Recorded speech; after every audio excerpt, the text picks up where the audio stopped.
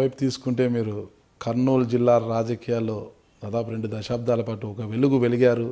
5 సార్లు ఎమ్మెల్యేగా కూడా విజయం సాధించారు. ప్రస్తుతం ఆ స్థానాన్ని తిరిగి నిలబెట్టుకోవడానికి మీరు కాస్త ఇబ్బంది పడుతున్నట్లు తెలుస్తుంది ఇటీవల కాలంలో. అట్లా క్వశ్చన్ లేదు దాంట్లో. నేను ప్రజల కోసం పనిచేస్తాను, ఈ పదవుల కోసం కానీ ఇంకొకటి అనేది ఆలోచన లేదు. ప్రజలు మీకు ఒక్కటి, ప్రజలు నా వెంట ఉండాడు అనడానికి కేవలం పార్టీ టికెట్ లేకుండానే కేవలం రాంభూపాల్ రెడ్డి వ్యక్తిత్వం మీదనే 2000 అంటే వైఎస్ఆర్సీపీని తెలుగుదేశాన్ని కాదని నాకు 62,000 ఓట్లు వచ్చినాయి. దాంట్లో కూడా నా స్వయంకృత అపరాధమే.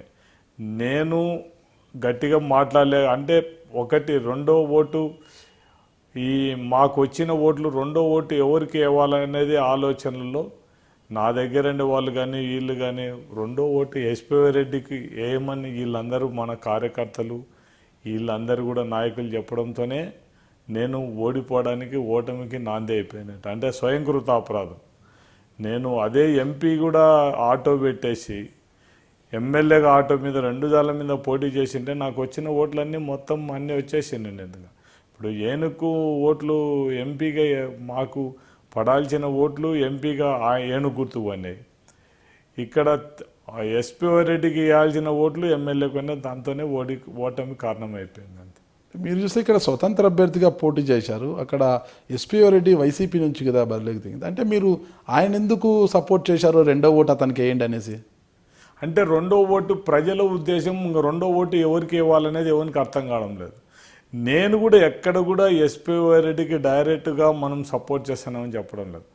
మా కింద ఉండే నాయకులు అయితేనే మేమందరం లాస్ట్ వరకు వైఎస్ఆర్సీపీ సీటు వస్తుంది అనేది ఒక ఆలోచన ఉన్నాయి. అంటే నా ఎంబడినే కార్యకర్తలకు కానీ మాకందరికి లాస్ట్ మూమెంట్లో ఎందుకు అనేది మనం అంటే అది జగన్మోహన్ రెడ్డి ఇష్టం, దాని గురించి మనము లాస్ట్ వరకు వచ్చేటప్పుడు కూడా తెలుగుదేశంతో కూడా చంద్రబాబు నాయుడు గారితో కూడా మాట్లాడినాం. అందరు చంద్రబాబు నాయుడు దగ్గర ఎవరైనా గట్టిగా మాట్లాడింటాడో నాకు తెలియదు, కానీ నేను రాత్రి 12:30కు పోయి చంద్రబాబు నాయుడు గారితో డైరెక్ట్ మాట్లాడినాను. మీరు నాకు టికెట్ ఇవ్వండి, పాణ్యం నుంచి గెలిచి వచ్చే సీటు మొట్టమొదటి సీటుగా నేను ఉంటాను, నాకు ఇవ్వండి అని చెప్పేసి. ఆయన ఏమన్నా చంద్రబాబు నాయుడు గారికి మనసులో ఇవ్వాలని ఉన్నది, కానీ కొన్ని కారణాల వల్ల అయితేనేమో ఆయన ఎందుకో ఆలోచన చేసినాడో కానీ వీళ్ళందరూ వచ్చి వాళ్ళందరూ కూడా వీళ్ళు వచ్చినారనే ఉద్దేశంతోనే వాళ్ళకు మాట చెప్పినారనే ఉద్దేశంతోనే నన్ను తెలుగుదేశం వాళ్ళు డోనుకు పోమని చెప్పినారు, కానీ నన్ను నంద్యాల ఎంపీగా నిలవని చెప్పినారు. కానీ నేను ఎందుకో పాణ్యం ఒక 2 నెలలు ఎందుకో నేను మైండ్ డైవర్ట్ చేసుకోలేకపోయినాను. రాజకీయంగా ఇంత పరిజ్ఞానం ఉండి కూడా అందుకు ఆలోచన చేయలేకపోయినాను. కానీ అట్లా డోనుకు పోయినా ఇట్లా నంద్యాల ఎంపీ అయినాను కూడా 90% ఖచ్చితంగా గెలిచేవాడిని. ఇంకా దాంట్లో ఇంకేం లేదు. ఒకటి ఇప్పుడు మీరు చేసుకున్న తప్పిదం వల్లే ఓడిపోయారు, దానికి ఇప్పుడు ఏమన్నా బాధపడుతున్నారా మీరు? మరి నేను ఇంకా దీని గురించి పెద్దగా ఆలోచన చేసిన. ఇప్పుడు నేను ఎక్కువ దేవుణ్ణి నమ్ముతాను, నాకు ఎంతవరకు రాసింటే దేవుడు అంతవరకు ఇస్తాడనేది నేను ఆలోచన, అంతే తప్ప నేను ఓడిపోయినానని ఇంకా దాన్ని కానీ ఇంకొకటి కానీ ఇంకా ఆలోచన చేసే పరిస్థితిలో. పొరుగు నియోజకవర్గాలకు ఎందుకు వెళ్ళలేదు మీరు? అంటే డోను కర్నూలు పోతే గెలవలేమన్న ఒక ఆలోచన నీకు అక్కడ మీకు డోన్ పోయింటే డెఫినెట్ నేను పోయినంటే డోన్ నుంచి గెలిచేవాడిని, దాంట్లో ఏం లేనేలేదు. నాకు మొదటి నుంచి పాణ్యమే కాటసాని రాంభూపాల్ రెడ్డి పాణ్యం అనే ఉద్దేశంతో 25 సంవత్సరాలు ఎమ్మెల్యేగా ఉండి నేను వేరే నియోజకవర్గాన్ని పోకూడదు అనుకున్నాను. కానీ నేను వేరే నియోజకవర్గానికి వెంటే ఈ రోజు వరకు కూడా ప్రజలతో ఖచ్చితంగా ఏ నియోజకవర్గాన్ని ప్రజలు ఖచ్చితంగా నన్ను ఆదరిస్తారు. నాకు అంత ధైర్యం ఉంది. అంటే నేను ఒకవేళ బయట ప్రపంచం ప్రజలు ఏమనుకుంటే నేను ఒక పెద్ద ఫ్యాక్షనిస్ట్ను, మాకు అందరికీ ఉందని అది మా దురదృష్టం. అంటే వంశపారంపర్యంగా వచ్చిన ఫ్యాక్షన్ను నేను ఇప్పుడు కాదనలేని పరిస్థితులు ఉన్నాను. అంటే మా అబ్బా కాలం నుంచి కూడా ఆ ఫ్యాక్షన్ కంటిన్యూ అవుతూ వచ్చింది. ఇంకా మనం ఫ్యాక్షన్ జీవితాల నుంచి బయటికి పోలేని పరిస్థితి మాది.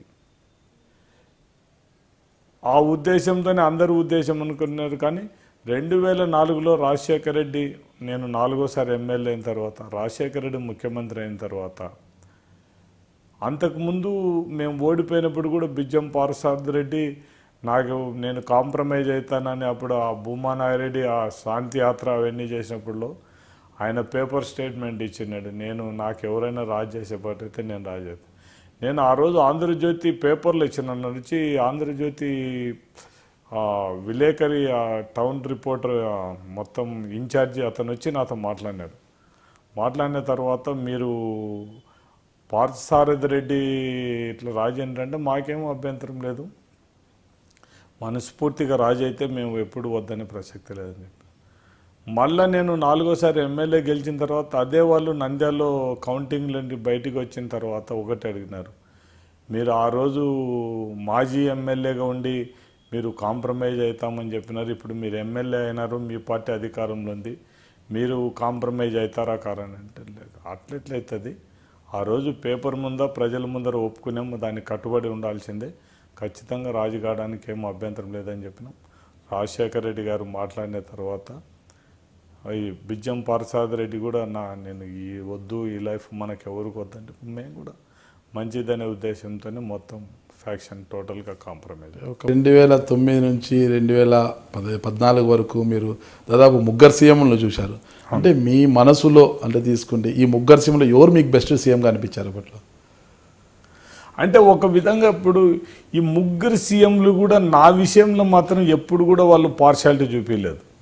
ఒక మంత్రి పదవి ఇవ్వలేకపోయినారు, కానీ ముగ్గురు సీఎం నాకు చేసిన అన్యాయం అంటే రోషయ్య గారిని వదిలిపెట్టాను, ఆయన టైంలో పాత మంత్రులు అన్నారు, రాజశేఖర రెడ్డి కిరణ్ కుమార్ రెడ్డి వీళ్ళిద్దరు నాకు మంత్రి పదవి ఇవ్వకుండా అన్యాయం చేసినారు తప్ప